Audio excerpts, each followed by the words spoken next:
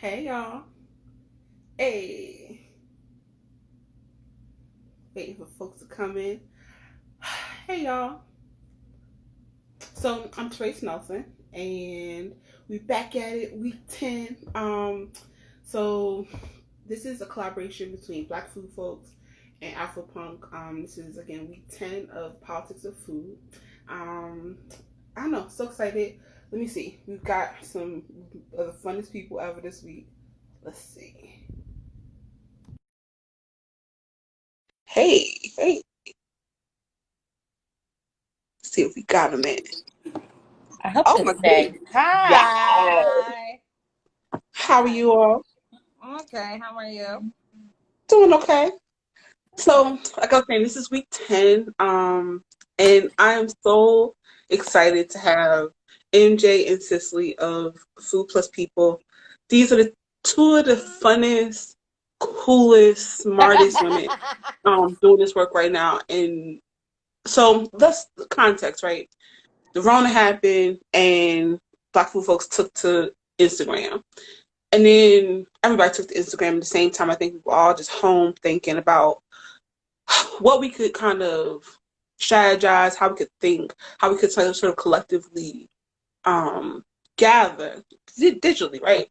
And so this collaboration happened, and these conversations started out with the context of how food is always political. Like it didn't. I don't think that there was a particular ethos in mind. It's just that I think in the afternoons they turn up, and at this point in the in the day, really sort of thinking about the work we do as inherently political. And so that can mean anything. We had Davita on, we've had um, farmers, we had Heber Brown a couple weeks ago, and I wanted to have you guys on because I think about how seriously you all take your work, but how much fun you bring to everything you do. Why y'all are stupid? I mean, yes, we take our work very seriously. I think it's cool you Yeah. relax me. Y'all out here Yeah, all like, why are y'all scholarly. talking about us? You out here dropping all these big old names, people who's extra smart. Right. You just out here clowning all the time. All right, cool. All right. Okay, well, you're not gonna sit here. Look, one of the reasons one of the reasons I think about you guys and wanted you all on this is because as fun as you are, as silly as y'all are, as turned up as y'all always are, there is something inherently specific about the way you all enter spaces, right? The way you all run restaurants, the way you all are starting this new venture, just all of it has intention behind everything you do. And I think sometimes we discount the simplicity of intention because it changes the way you make decisions, right? How you hire, how you pay people, how you move through spaces. All of it, I think, is political. And so I thought it would be brilliant. I'm not going to have y'all here. But does that make sense? Yeah, it does. Absolutely. I mean, yeah. She's serious. Anyway, okay, if we can just start with origin story, right? Because there's so many things I found out about the two of you in the last couple of days, thinking about like reading your bios and just things I didn't really know about. But y'all's culinary credentials are unmatched, and I would like for y'all to talk a little bit about how y'all came to food because I think everybody's story in terms of how much you have to give up, how much you have to give over to doing this work daily is a lot, and the twists and turns to get you to a place where even through the Rona you are thinking broadly, thinking, starting new things, staying in because a lot of people aren't. A lot of those choices have to do with why you choose to do this work. So if you all could just kind of talk about how you kind of got the game. I mean, I'm going to be honest. When I was, you know, 21, 22, like, I mean, I started working in kitchens when I was 17, right? I started working in food. Like, nobody would give me a job, so I started stocking food in the back of a grocery store, like stocking Gatorades and stuff like that, until, I had been there and I kept being like, I want to work in restaurants, I want to work. And they were like, maybe we can get you in the back of, like, one of the school cafeterias or something like that. And one of the chefs, like, I kept showing up. And the guy was like, okay, cool, we're going to do this class that's going to teach lunch ladies how to. Sorry, somebody at the door. We're going to teach lunch ladies how to make food more visually appealing. And you can come in and like help them set up and clean up. And I was like, okay, this is my entry in. This is what I'm going to do. And so that same chef, I mean, he was the big chef of a small town, drunken redneck. He was opening a restaurant. He was like, if you want to come in my restaurant and like run my brunch shift, or like he was gonna teach me how to do his brunch shift and whatever, then we can do that. He also ended up being, I was at the time I was going to college, and he was the chef of he started to be the chef of the restaurant, the hotel and restaurant management program that was offered at that school. And so being in his good graces gave me an opportunity to be in front of other chefs. And I used to do a show called, he used to do a show called Cooking with Gas. That was like a local TV show or whatever. And I used to go in and do setup for it. And I'd be bringing other local chefs to do it. And one of the chefs who had like legit the nicest restaurant in town was like, I need somebody to do Garmo. So do you want to come? And he like straight poached me from that whole entire situation.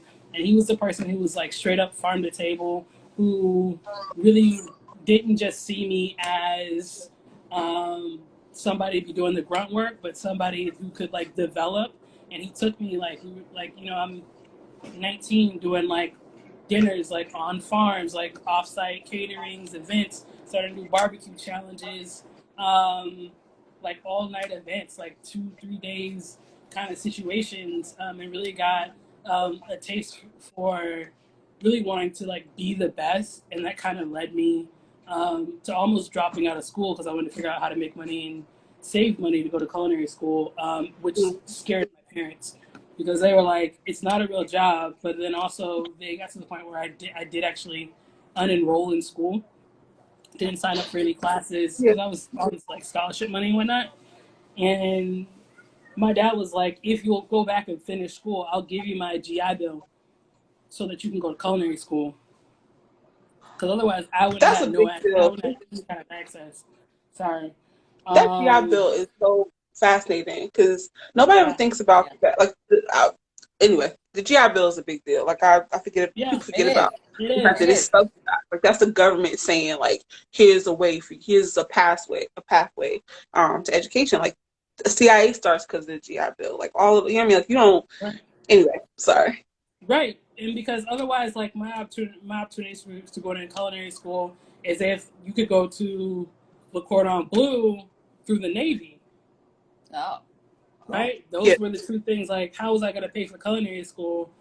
Those were the two things. You know what I mean? And I didn't. My dad didn't want me to go into the military. He saw himself as a black man who had sacrificed everything to get us out of bad neighborhoods, to get us out of redneck bumfuck Georgia and like put us somewhere else.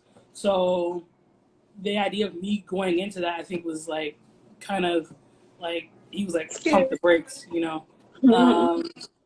and from culinary school, I ended up going to work upstate in Westchester at Blue Hill at Stone Barns. And then I went over to Blue Hill, New York for a while. There was a lot of, you want to talk about that racism or whatever, we can go into that later. What that was like. I got tired of that shit and I decided like I couldn't do it anymore. I got tired of not feeding black people. I had been working there for 3 years and it was the first time I saw somebody sitting at the kitchen table who, Barefoot Contessa is literally barefoot in the kitchen, every other month. And people are dropping rent money, online. And I looked up 3 years in, it was like the first black family I had ever seen. And I was like, bro, who am I feeding? I don't want to do this anymore. So that's when I went to California to start a food truck. And I met this beautiful lady here. Hey. So extra. I mean, that's real. That happened. It did happen. That was a fact. You can't say no. But after a while, my business partner and I didn't get along or didn't agree on who we were feeding or what we should be feeding people anymore. We dissolved that, and I came back to work at nonprofits in New York. That's my life story. Awesome. Awesome. So Okay, since we up. oh, okay, tap me in. I mean, I've always loved food. This is cooking is my second career. I started acting when I was 8, and it was like one of those things that like we did it because my brother did it, and all of these things. I actually didn't want to go into acting, but then it became this thing that I ended up loving for a brief period in my life. And then I was on a TV series for like almost 5 years. And it started to be a point where like we would go to events and we would do things and people would be talking about like the press of it all and like all of the really like glitzy and glamoury things, and I'd be like, but what does the kitchen look like? What's happening with the food? And it was like a real passion. And my mom was like a pastry cook, and she did cakes. And then my aunt went to culinary school, and then like I can trace my family back 7 generations, and they were all like cooks and owned bars and all this stuff. So when one-on-one ended, I was like, okay, so like, what am I gonna do with my life? I found myself cooking for people and like doing private dinner parties and all of these things, and I was like, okay, so I need to take this seriously. What do I need to do? And I was like, okay, I'm going to go to culinary school. And I like literally made the decision one day, and then like 3 days later was like in school.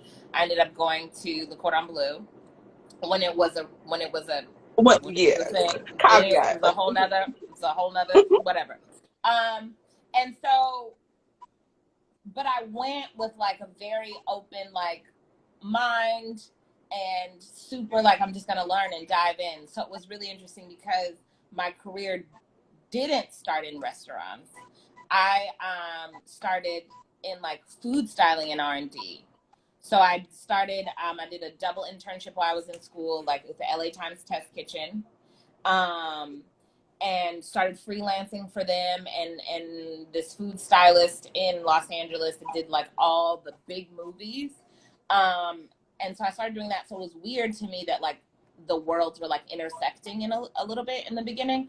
And then I started going into like catering and doing events for friends more. And then I went into large volume catering and like prepackaged meals and all of these really interesting things. And then finally it was like, okay, but like, what am I doing to help tell our food story?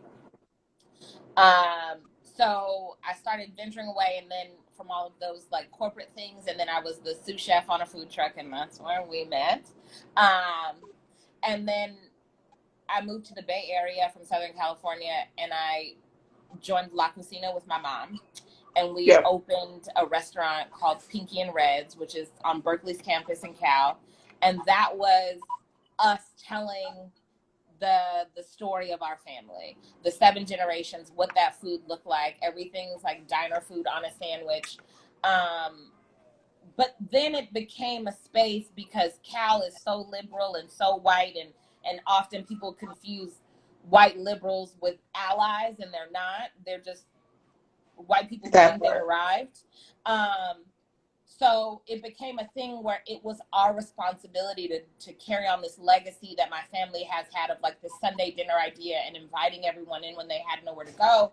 So it was like, okay, so what are we feeding? Like, we need to, all our meat needs to be halal. So we're making it inclusive of all people of color. We only hired people of color who were students on campus because there were so many people of color that were homeless and just trying to be on campus or financially strapped. So it was like, it's more responsible of us to have this business on campus and put that money back into their pockets.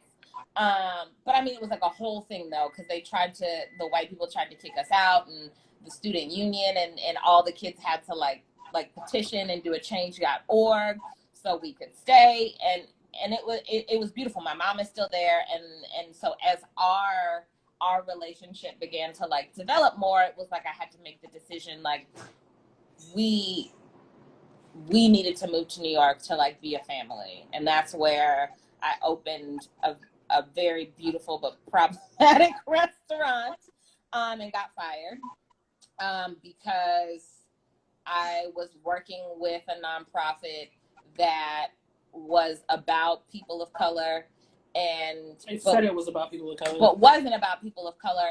And so to fight for fair wage and equality of pay, it's one thing to say it, it's a different thing to live it. It's a whole nother thing to challenge establishments, to hold them accountable, and you're not accountable for the betterment of people. And I have always been very vocal about it's Black with a capital B and an exclamation point. Anything that I do, the people that I hire, the food that I do, the stories that I tell, the wine that we serve, you know, and we're not going to gentrify or compromise any of that for white acceptance, because white people are going to accept it anyway because they love Black excellence. They love Black culture. And so fighting with that nonprofit about that, and being very intentional and standing firm on like not always agreeing and being a yes person, but doing the thing that was right for people, I got fired. And so, yeah, that's my story. They closed the entire restaurant down. It wasn't just me. They shut the whole thing down. Yeah. And it was like a 3-day notice. And it was like, for me, it was my responsibility, because I lived in a space of time where, I've been raised by a single parent. My grandfather raised my mom, and he was a single parent.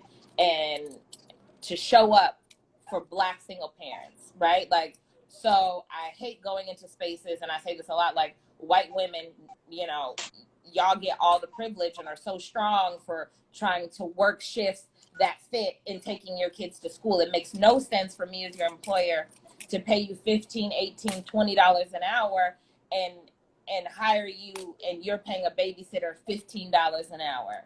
That does you no good in the long run. So it was devastating to me to like really have a mission and an intention, and for them to give all those parents that had kids like a 3-day notice to like completely shut them out. Yeah. And so I will always, shit on them and be like, that was terrible. All right. Okay. I want to circle back to something you Mavis talked about a little bit, and certainly just your story with color. I don't know if you want to name the name, but like your experience with colors. It seems sometimes like I think one of the things I'm always interested in is why we don't name the thing. Like, we have these really broad conversations sometimes in and out of the food space where people are thinking about restaurants and restaurant spaces, but we don't really name the thing. We don't really talk about transparency in terms of what it takes to operate a business. This notion around business not coming back, this notion around thin margins, all those things are true enough. But if on top of that you operate in a cesspool that is not equitable for anybody, then yeah, you maybe should have closed. And so I'm thinking about how intentional you were with colors, how specific you were with all of the decisions you were trying to make in systems that you don't control. And so I'm wondering if you could talk a little, if both of y'all could talk a little bit about, because you both seem to have gotten to this place where you sort of see the mechanism and the problematic parts of it and trying to create a way to operate in them that sort of subverts all of it. And so I'm thinking about, one, what the aha moment was, but also like, what are the good bits and how do you get resources? I just like to say, take white people's money. How do you take money and resources in a way that allows you to do the thing the most equitable way? Because I'm unsure that, I don't know. I'm unsure there are enough models that work, and I'm wondering what that looks like for you guys. I mean, I think that you always have to be super honest and super transparent. I think that where it goes wrong is, like, for example, so the nonprofit that I worked for was ROC, Restaurant Opportunity Centers United. And so whose mission is supposed to be about equity of people, but you can't blanket.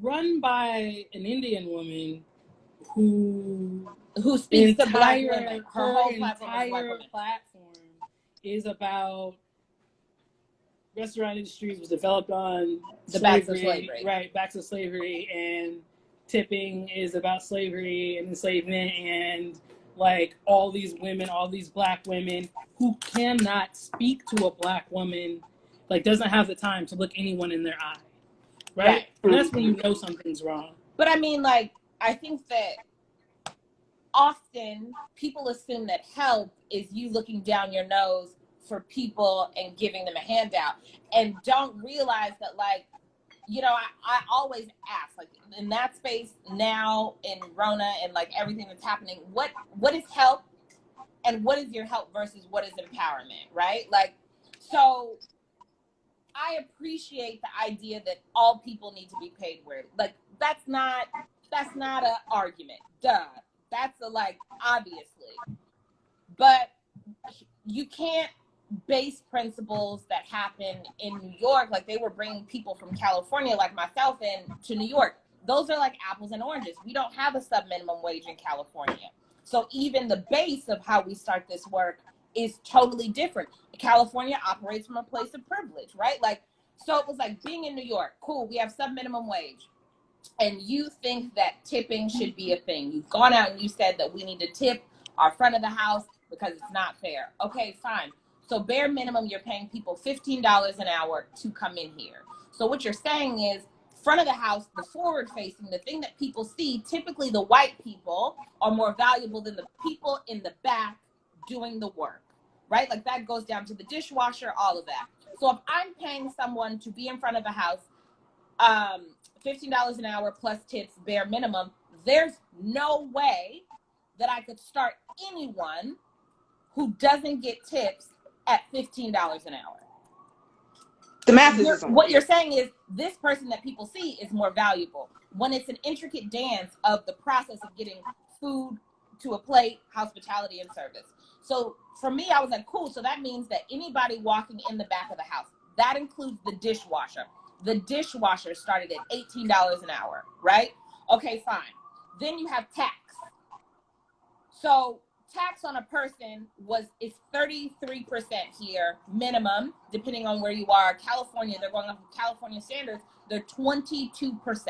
So the margins alone is pure fuckery. So $18 an hour actually costs a business $35 an hour to show up just to press start on a dishwasher. Okay, cool. So we'll pay it, that's fine.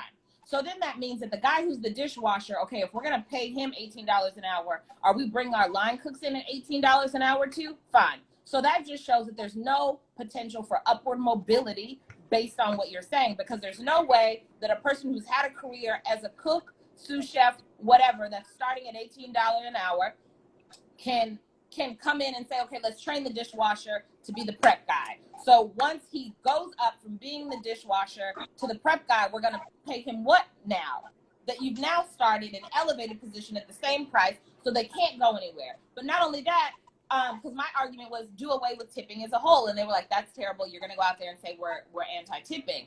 But for Rock, they had a culinary program that was called Chow, where they had students learn front and back of the house. So the other problem is you can't, once you get in this job, you're locked into this bureaucracy. Great. So we're just keeping people poor and not giving them any skill set to move forward. Then you have front of the house. So front of the house is making $18 an hour plus tips. So what you're saying is if the bartender, the server, the hostess ever wanted to learn cooking as a skill, they could not, because we've now pigeonholed them into a category where their pay can't cross-pollinate. So we've created this whole structure on the fact that people deserve tips and a fair wage without thinking about how, right? And so I was like, let's figure out the how, which is problematic. And then they didn't agree with that. And then it's the other thing that, like, cool, so you're setting the standard, you're holding people accountable, you're calling people out, and then you want to say that it's McDonald's, that it's Grand Lux, and all of these other places that have the financial stability to do these things and figure it out. So you're not hurting this big business that you say that you're going after, the white man. You're hurting the mom and pop establishments that can't afford to necessarily pay $15 an hour when their minimum wage is whatever. So it's like you're putting the cart before the horse. just instead of fighting for that, fight for like no sub minimum wage, no tipping. And then let's build from there to figure out what people actually need instead of you telling people what you think they need because it makes your platform great. And it's like, that's the problem with so many nonprofits or white people that think they're helping. They don't want to ask you what you need. They'll just tell you to shut up and take what I'm giving you because it's going to make you better, when in reality, it's doing more damage. It's dismantling people more. You're keeping people in a position where they're constantly going to be in a state of abuse because they need you to barely make it, to barely get by. And then it's like, so what are we really doing? How are we really helping people? How is this better? It's not enough to like call out people that you think aren't doing it the way you see fit. It's like, what's your stance on what equity and sustainability and change looks like? So I got fired for that. Well, okay. I mean, seriously, because I mean that was a whole sermon right there. And because I also think about one. I guess it's a two-part question. One, what would structurally equity look like in the restaurant space?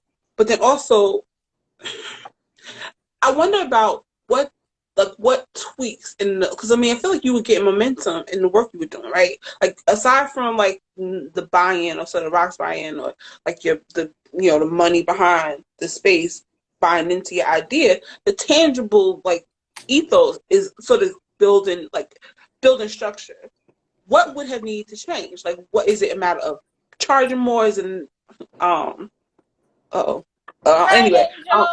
We used to work in colors. Hi, Angel. Anyway, What is it? I mean, I think that's not like, part of me wants to be like, that answer is not real. It's not an easy answer because it's the same way asking Black people, what do you need? Or people in general, what do you need? And then assuming that the need is like across the board. Because, and it depends, like some people want to be a co-op, so you work into equity, you have sweat equity. And I think, so it's tricky, right? Because some people should first, in theory, should always be a place of maximum education and information. I acknowledge that like me going into culinary school was definitely a place of privilege because it was a second career for me. I didn't have anything to prove. This was just a desire that was on my heart that I felt that I should live out. And so I had a teacher who told me something like really kooky that sounds like that's not real, but it was the best information. He was like, do not chase the money, chase the knowledge and the information, because the money will come. And so it's like, but we don't do that. We don't create a restaurant system for the people to disperse, right? Like we don't create a system to like, cool, you want to like do sushi or you want to make fucking fried chicken or whatever, get in this space, learn everything you need to learn about the systems and the structure, and then fan out on your own. I think we're so busy with being like the glorified cook that we need to hoard the information, we need to hoard the money, we need to hoard the people, because we don't want people to compete with us, to gain the knowledge, to be able to have the talking points, and all of that does stem from slavery and all of the, like, how for me or many people like me, Black people have always been the standard for hospitality. So it was great to be the standard for hospitality until y'all started paying people.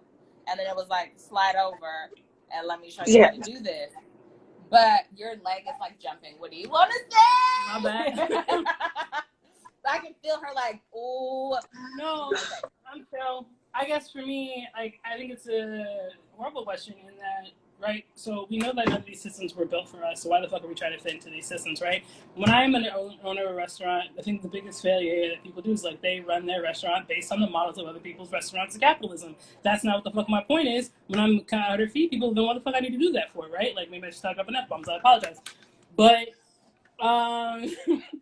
but like, I mean, the simplest thing is that it's about culture, right? Like when you step in this door, no one person is more important. If we're all getting paid equally across the board, then that's just the story of it, right? Like I am 100% an advocate for like nonprofit eateries, right? Like if it's not necessarily about the bottom line, but make sure that everybody is taken care of and that everybody is fed and that all of our vendors are paid well, right? If you want to show like the biggest thing that I see as somebody who makes food, it's even in like access to vendors, right? For me, like access to credit, right? Can I get a net 30? Can I get a net 45? And that was something, like we had this conversation, and then I had this conversation with my old boss, because I'm like, when I was at Colors, I was like, I'm paying for everything. I'm paying for everything. And then like, they give terms. I'm like, until they see me, they will not give me terms. They don't give me terms.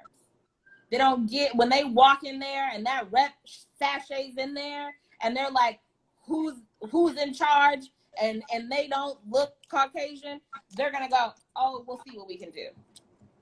Right? And so, which was really amazing, because the bones of these restaurants and these establishments, stuff like that are like this, or something that she created, which I've never seen like done before. Try me, is like it's all about the small people who are willing to help, right? It's all about the small purveyors. It's all about like the small owners, producers, makers that are willing to like put up, right? That's how you make this work, right? That's how we've been able to make it work, right? Like I know for me personally, when all of a sudden I had gone 6 weeks of working for a nonprofit and didn't have a paycheck, and I had events coming up, right, that my job was supposed to sponsor, and all of a sudden they're looking at me with nothing to say, with empty pockets, with hands turned up, but I'm supposed to be going out here in front of world-renowned people, like internationally known cooking, and I have no food to show for it. It was only the people in my community or like 2 degrees away who were willing to make that happen, so that I could literally have the oil, the pan, the fish to make everything happen. And so it's, how do we stop like going, like, why does it doesn't always have to be a huge producer, right? Like one thing I really loved about Sicily, oh my God, I found it so sexy, is when that restaurant was closing down, and the owners were like, don't fucking worry about paying those purveyors. Oh, no. And she took that money that was there and she paid off every single one of those small purveyors. Every single person, they got their money. Like that's about ethics. Like, because I watched the job that I got fired from before that 6 months earlier than that, and like they didn't care about paying nobody. They didn't pay us. They was like, yo, we gotta keep the bricks on the building. They let everybody go hungry. They let all of our participants go hungry. All the people who were like in the margins that were supposed to be helped, the entire staff, anybody who had donated, everybody went hungry. But it's about ethics. It's about who's at the helm. And when you saw Sicily at the lead, there was no one who was going to go down. She made sure that everybody was fed, that everybody left with a pocket full of cash. It was super important, because when we're doing this work, and we've been very intentional about the communities that we work in, we're working with people who may be in shelters, right? We're working with single moms with 2 kids and no support. And we're doing, and that's also like, we got 2 kids, right? Like it's the same thing, right? Of going back and forth. Like, how do you lean into your community and like support them first before you start giving your money overall to? I mean, yeah, we were doing very reckless. That like now I look back on it and be like, ooh, it was bad. like when they gave us 3 days notice, and this is not to say that you can't do life without white people, because there were like key white people who were enraged by what was happening. I have a friend named Jordan who used to work for American Express, and she was like, what do you need me to do? And I was like, we need to raise money. Like 3 days, that's 1 paycheck. And we got shut down January 19th. So it was like February 1st was right here. Like, you got, this you had the is not text okay. message on a Thursday. We were supposed to be done on that Sunday. Yeah, we got, and it was like 8 o'clock at night. Cleaned up and out. And it was like, bro, there's like a whole, it didn't make So sense. I was like very reckless, and I was like, okay, so you know, I'm about to go into the lifestyle that raised me. So we she was like, well, what do you need me to do? And God bless Clay and Colleen, because they got on the horn too, and we like blasted it, and I was like, I don't give a fuck if this bitch burns. I'm not going to let these small businesses and these employees suffer because of fuckery and fluff and show. So we started a campaign, which like is part of the thing that everybody does now about how to like go fundraise for their small business. Yeah. And we was like, whatever you can do.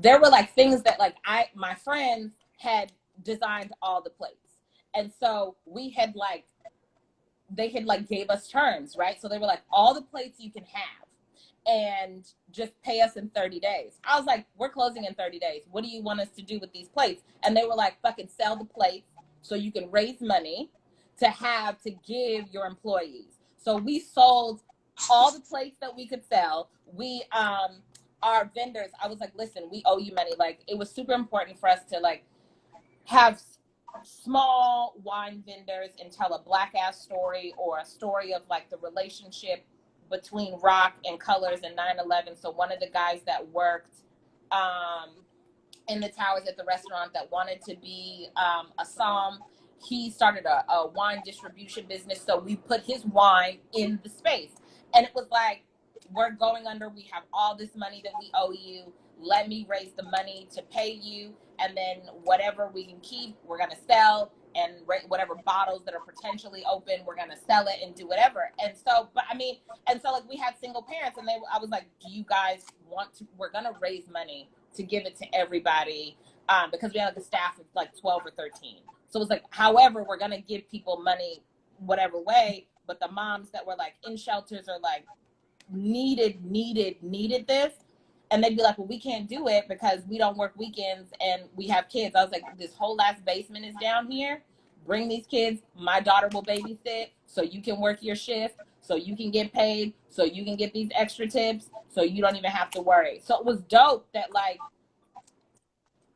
my desire for community, my desire to create a hella fucking black space to honor us meant something to people, to save these people and like prop them up. I mean, she looked at me and she's like, cool, but like, how are you taking care of yourself? Rock still owes me 3 months worth of pay to this day. But I believe that businesses should do that. Like, especially the ones that are building their brand and their backs off of us. You have a responsibility. You can't fucking be out here in our neighborhoods doing our food and then think that you don't have to show up for us, that you don't have to be a place where we can go and feel safe, feel comforted, feel seen, feel valued, see us in the room, see us moving up. It's not just about you. But I mean, some of us don't view it that way, but we should. That's the only way that we're gonna like move out of this like crabs in a barrel house nigga mentality, is if we all get on the same page and understand that there's some shit that we got to do together to like honor us and lift us up. Well, because that's the other part that I was trying to get at as well. It seems like, or the key to all of this is really sort of rethinking your priorities, right? Like, you could easily, I mean, there are models that exist that have you earn a lot more money, or sort of all about being front facing and being acceptable or like marketable in white spaces. And it's all these things you could do to contort yourself. But if you're really about this life, if you're seriously about doing this work in a particular sort of canon of thought, then yeah, you have to, there are things you have to compromise, things you have to, and it's a posture you're going to start from. We had this conversation last week with Portia. There's, to think that you're going to do anything and not have to compromise something is completely unrealistic. It's a bunch of like bullshit that you've sold into that doesn't work, especially if you want to be mainstream. But it's like, what are you compromising though? What are you leveraging? You know what I'm saying? Like, what are you leveraging? And that doesn't mean like work your way up until you can get in a position where you don't have to leverage shit. You know what I'm saying? But you also have to remember that, and this is the problem. This is what don't, because y'all keep running this same Not all of us think that way. No, because some people, they get in there and they get hella comfortable and they forget to leave the door open, right? Or they opt not to, so that they can get more opportunities for them, right? So it's all about the mindset, right? Like some people are really leaning into this whole black thing and haven't been black a day in their whole lives. That all of a sudden we like niggas. We like niggas now. We doing that. That's cool. Where's my t-shirt? Now you brown. You know what I'm saying? That's great. Okay. Welcome. All right. And it's wild to me because here's the thing. Cool. And if it's anybody watching, hear me very clearly. Do not come back on this side talking about how problematic these establishments are because you thought you were accepted. You forgot what your power was. You forgot why you was in that room, and then you want to come back over here to the rest of us and shit on that shit. No, you was just so happy to be in the room, and you was happy to be the only nigga that you forgot it was niggas on the other side of the door. And so when they used you for everything that you had and kicked you to the curb and you saw the value that they really see you through, don't come back over here. Don't say that to us because you was just so happy to be there that you forgot. You know what I'm saying? Or be honest about your intentions.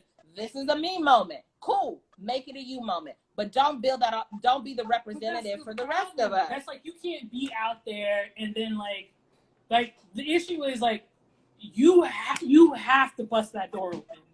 You can't just slip through. Hi. Girl, move out the way. You can't just slip through, and that's a lot of what we see, right? Because if you see people who, like, black people who have to go into these spaces, these white spaces or whatever it is, where they're the only ones, and then they get hurt, they get damaged, they didn't know, they didn't have the armor of God on them, and they just got all fucked up in the space, right? Yep. I'm sorry, but your job when you went down was to leave that door open. You had one job. Yeah. We've been taught this. Be with a black with a capital B. Like it just doesn't. It's so wild to me, and like seeing don't write me a story now. I don't want to know. My feelings. I don't want to know. Me too. How I was with whatever. How I had to deal with racism in this, and you did not do anything to help anyone, because when that happens, there's a problem. Those people are not being held accountable because you kept your fucking mouth shut this whole time. When you could have said nothing's gonna change. So it's like so problematic to me because I'm like, so now we're leveraging our blackness on your validation, which has nothing to do with your blackness. Okay, cool. So what are you going to do for us in return? I will say, like, I am speaking we're speaking from a position of privilege. Right. If you gotta eat, you gotta eat. I ain't Don't mad. Listen to us. I ain't mad. Like, you know what I'm saying? Like, there's sometimes it's about survival, and that's real. But some of y'all, it ain't about survival. Some of y'all out here with these, like, violins right now that could not be bothered to stand up for somebody in a room of us, or when you had an opportunity to display a room of us, like did right not do so. Like, we went to a Black History thing. That was nothing about Black history. And I was so, like, here's the caveat, right? Like, I don't have a problem with you, Therese. I'm so sorry that you put us on this platform. No, I love, this is, first of all, this is exactly why, but, like, please, preach. Go ahead. So, here's the thing. If you want, like, and I think this is where, like, we, like, appreciate each other. I'm a fried chicken and pancakes, sloppy diner food kind of nigga. She likes a good foam and all of these things. So my issue with us is the we've arrived mentality. So I don't knock you for whatever food that you do, but stop shitting on Black food that raised you to be valid. Ooh. Yeah. Yeah. All you have to do is say, I don't make fried chicken, but you can ask so-and-so over there because that's their jam. Instead of being so offended, right? Like, just don't shit on the rest of us that find that important. Table, my grandma eating these yams and these collard greens healed my soul. Right. It has healed so many of us across Not this black eyed peas, though. Those are disgusting. But everything. But, like, yeah, so it's like, but that's fine. That's the food that you want to do. But don't leverage your Blackness in these spaces. So it's hella fucking problematic to, like, see all these. We went to a Black History talk, and somebody in the room goes, all the shortcomings that I have experienced have had nothing to do with being Black. It's because I'm a woman.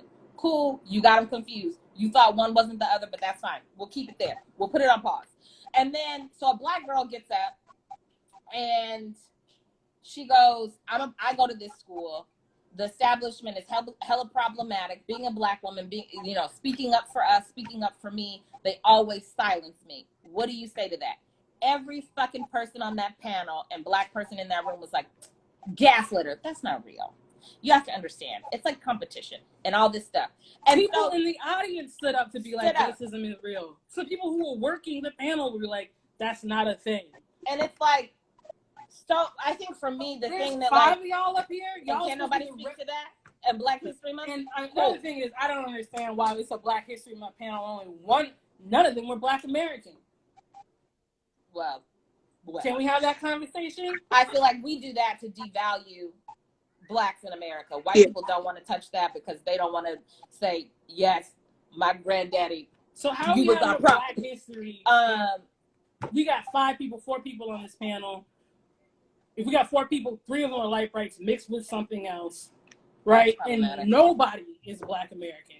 And because nobody identifies with this. Nobody identifies with that story. So you can sit on this panel in front of all these students, all these future, whatever. And there's only like 4 actual Black people in the room, like listening to the talk. Everyone else is white.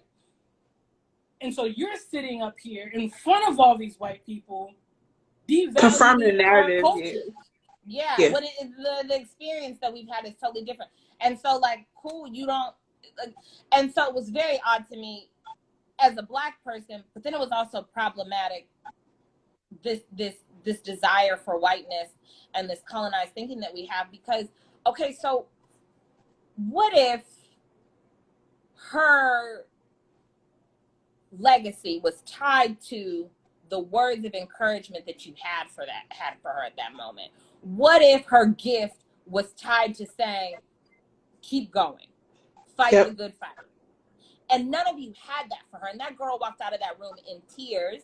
And that could have been her last day in culinary school. And she could have been the storyteller that we needed to keep this culture alive.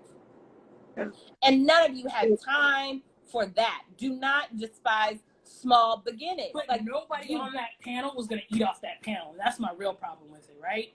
None of y'all were depending on this conversation to eat tomorrow.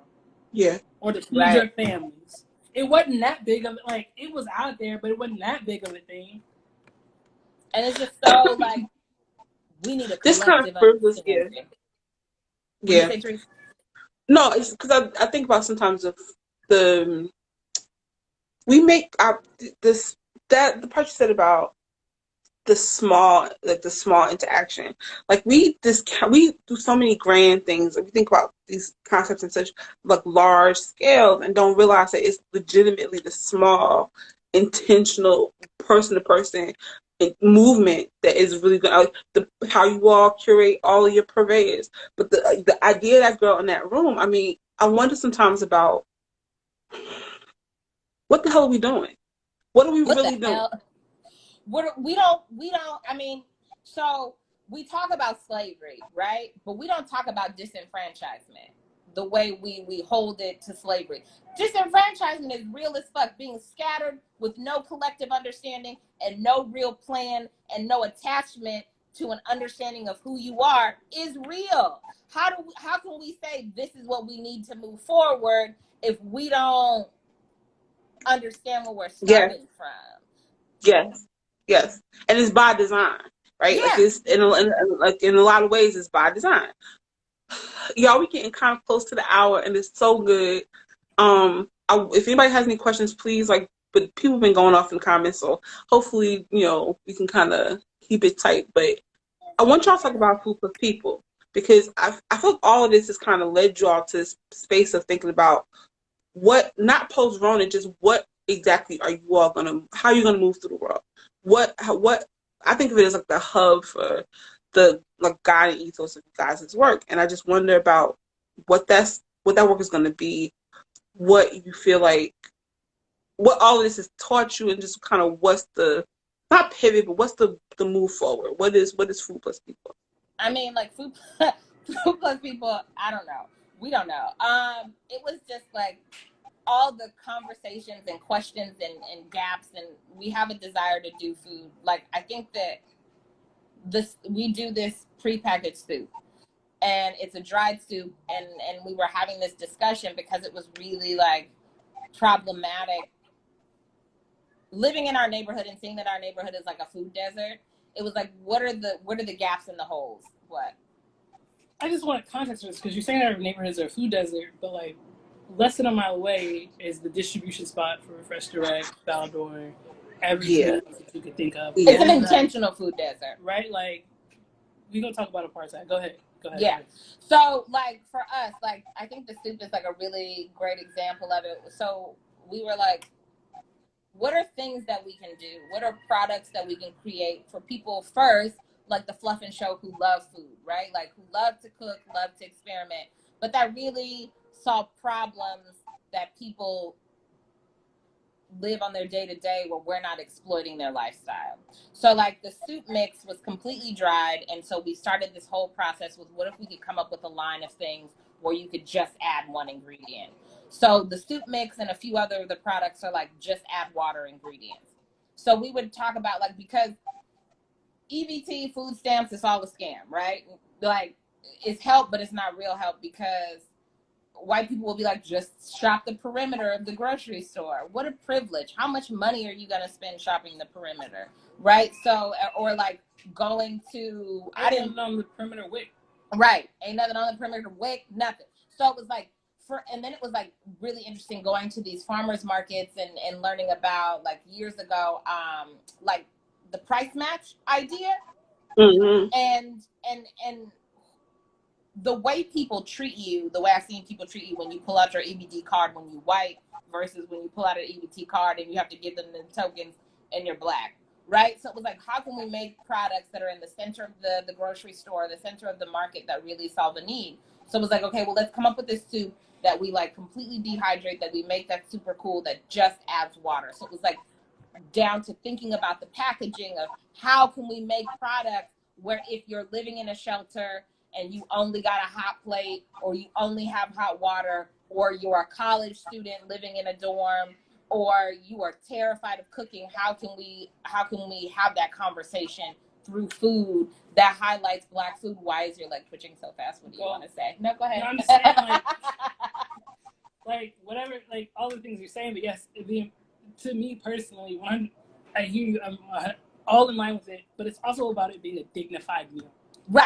Right? Like, for me, there's something about being able, and even in the spaces that we create and anything that I have going forward, there's always an option, right? You can, if I'm there, you could always come, like, I mean, pay for what I'm putting up, please. But if you come to me, you're like, I need a plate, I'm gonna feed you.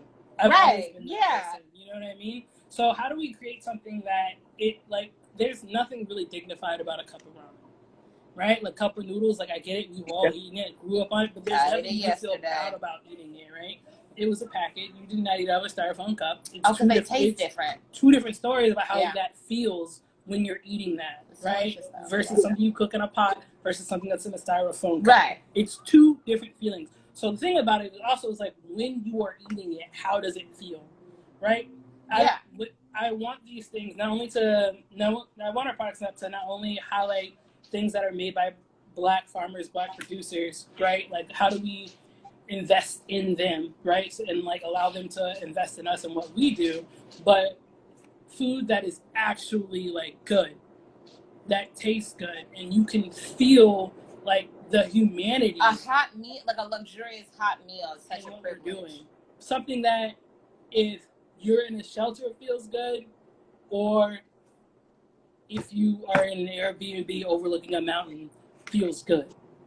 Yeah, and it's a tricky balance, you know what I mean? And we're definitely doing a lot of hard work and trying to figure that out and how to make it approachable and affordable for both sides. You know what I'm saying? Yep. We have about 5-6 minutes left, and somebody asked a question about whether you're willing to circle back to Stone Barn. I mean, it's just a lot. It feels like a lot. I feel like this is y'all. So just as a caveat, you guys are, if y'all have not been following Black Food Folks, the conversations for the last 3 months have been transformational. But Mavis and MJ and Sicily's conversations have been like disproportionately fly. Like they have been some of the funnest, most dynamic parts of all that programming. And they are back today at Yeah. 4 p.m. Doing what hopefully will be weekly, but they're gonna take to Black folks more regularly now. So you all, if you love this conversation, please go circle back around 4 o'clock because they're gonna be on. But I mean, I don't know. We have a limited amount of time, and I don't know if you want to circle back to that. Stone Barn, I feel like y'all have been so Black and so proud and so dope, and I'll it's almost like diffusing some of it with a narrative around a space that is relatively irrelevant. But anyway, like Dan Barber and like Stone Barn as a construct is purported to be the way restaurants could run if only you had the will and the ethics and all it is. And maybe that's something valuable for us to talk about here. Is that really the case? And what was your experience? It's pop and circumstance. You know what I mean? It's all about ideas. You know what I mean? It's the place is 100% about food and nothing about people. Right? It's only about food from the place of like it's only about farmers from the place of how they can produce food and what their mentality is, and not necessarily it's nothing about people and culture. Right? Like, and it's gross. Like I'm not gonna lie to you about it. Like even from going there and being there as a cook and like being the only Black, like 100%. And then if like there was often other women in there, I will say that. But then there was a bunch of other than that, like Ecuadorian prep cooks, but like that was it. And so that in itself would be, and they like, they had each other's back, and it was like family. Everybody starts hiring each other's cousin and bringing people in, so they had a whole network. But for me, there was like no support. You know what I mean? And that was very difficult, especially when it came to when racist comments would happen. You could say something, but then all of a sudden people would be like, how do you prove that it's racist? Or no, I don't think that happened, or they didn't mean it like that, right, or whatever it is. And so what is it? Is like, okay, cool, I've worked my ass off to be here. Because even to get there, right, they'll hire a white boy from France who's worked for some other chef for 6 months, hadn't learned shit, and they'll hire him as a sous chef, right? No fucking problem. And then people who have been there for forever and have all the talent in the world, there's no real opportunity for upward mobility. I'm not gonna lie to you about that. Yeah. And so not having, like, when racist things happen, and not, it's like everything that I've worked for to be here. I had to go there 3 times to trail. I trailed one day, I trailed another day, and then I had to trail for 7 days straight. Right? They did put me up for the 7 days. Like gave me like an 8x8 room to stay in.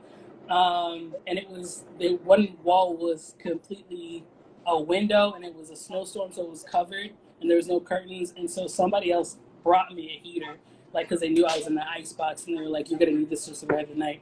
Anyway, so doing that and working for 7 days for free, right? Like up there, like no support, no anything. For them to be like, okay, we're gonna take a chance on you, like don't prove us wrong, kind of deal, So to go through all that, to be there, to work every station, to like be there for like 2 years and some change, and still like not be like, we want to give you a title, but not give you a title, right? We don't want to. There were people who were working in the city who were basic cooks who were making $3-4 more than I was making, having been there for 2 years. Like there's so much inequity in that system. It's not even funny, but it's like one of those places where 40 people will come work for free. Right? Yeah. Right. So that's the other part of it. Is so it's like it's not necessarily like there's a lot of racist stuff, but like there's white people that go and work there for free. So like, how are you as a Black person supposed to like leverage shit? This is not okay. Like you gonna stand up? Roger and Eric gonna do it. Right? Like Chad's here. Don't worry. You know what I'm saying? Like, Yo. It's tricky because, and I mean, but then it's also the thing that like makes me laugh because like. But I will say, when I went to them, I will say this. When I went to them, I was like, hey, y'all are doing an event. I want tickets for my students to come to your event. They gave me tickets for the event. Right? When I said, I was like, it's not, it's completely trash, but I 100% was a person who leveraged that experience to be like, I now want to find a way to put more people in this room and get this exposure and these ideas, because what I need you to go into this room and get, like, is this information so that you can go somewhere else, right? So that's why, like, I was super chill about, I wasn't super chill, I quit, like, after the last one, right? Somebody was like, black people are getting killed because they're not following rules by the cops. And I was like, I'm out. I was like, this is bullshit. I quit. And I mean, after that, like, I did go back, but not in the capacity to be like, I'm gonna come work for you, but to be in like, I need you to open this to other opportunities, like opportunities for other people, and I need you to pay for that, and I need you to pay for that. That part. Yeah. I don't know. I love you guys. I appreciate you answering that question because, I mean, it's a little, you know, it's not really anybody's business, but I think it's part of it and part of what is so exceptional about the way you guys went through the world is that you take all those experiences and sort of learn from them in a way that still keeps you joyful and still makes you all willing to remain in this space and be examples of what equity could look like if we only had the will. So I love y'all and I appreciate you. And please, y'all. So yeah, like today, Black Food Folks is a little later in the day.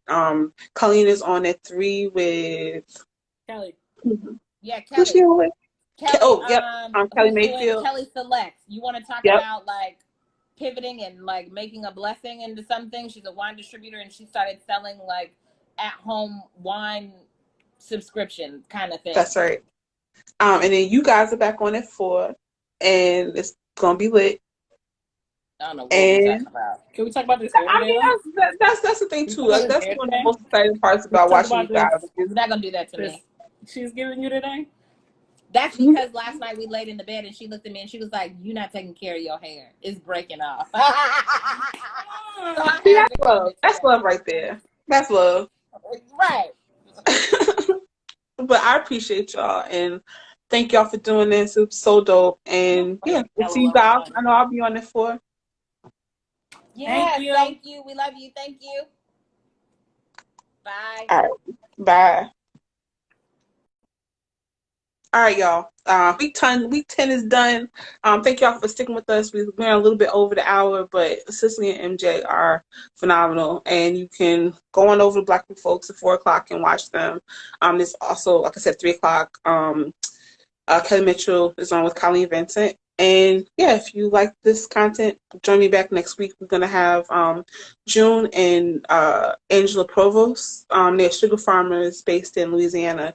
You may be familiar with them from the 1619 Project, but yeah, they're phenomenal. And their story is heartbreaking and joyful and hopefully triumphant. But we'll be back here noon next Monday with June and Angela Provost. So thank y'all for tuning in this week again, and we will see you guys next week.